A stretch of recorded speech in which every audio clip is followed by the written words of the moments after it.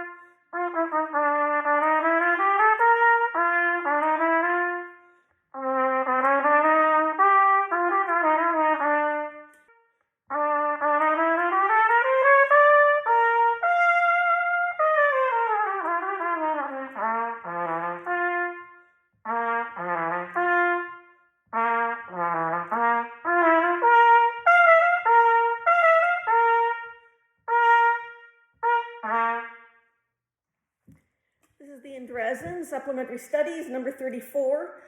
It's an allegretto, so it's a nice moving quick piece. The first two measures are a little tricky because you've got a lot of articulation changes.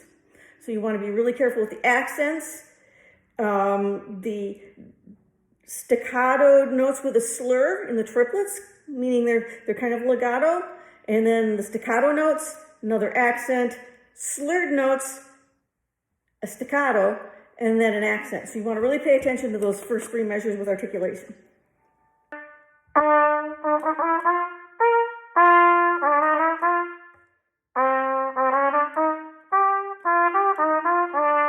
So you really want to make those differences happen. And then he doesn't do a whole lot with articulation except for slurs, and then one accent in the middle of the second line, and an accent in the second to last line and in the last lines. Doing a lot of chromatics.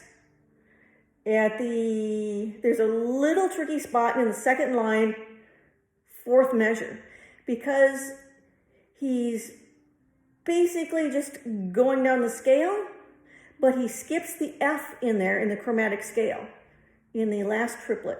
So you've got G, G, F sharp, E, E flat. Otherwise, it starts down chromatically from the measure of 4.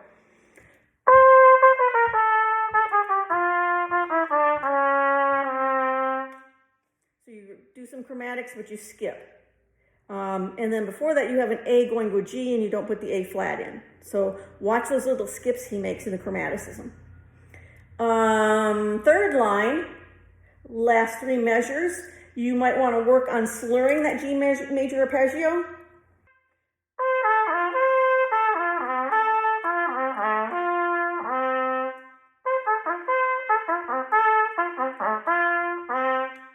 And when you can slur it clean, then add the tonguing back in and it'll be cleaner. Same with the next measure. Next line down, same thing. When you have those arpeggios, you might want to slur them first to get them clean and then tongue them.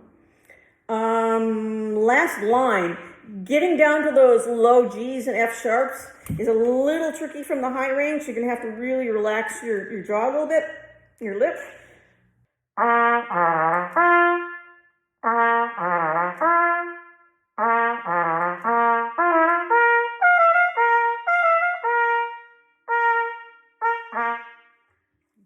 So you're going to have to relax your lips a little bit to get down to the low, and then bring them back up tight to get the octave. You might want to slur C to G to the G above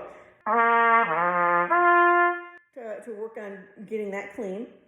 And then make sure when you get into the third to last measure, you're on the right partial, because the tendency is going to want to go to the E partial, but you need to be up one more partial to the G. And then the C's in the end, you want to so put a little space between them and get a good solid accent on them.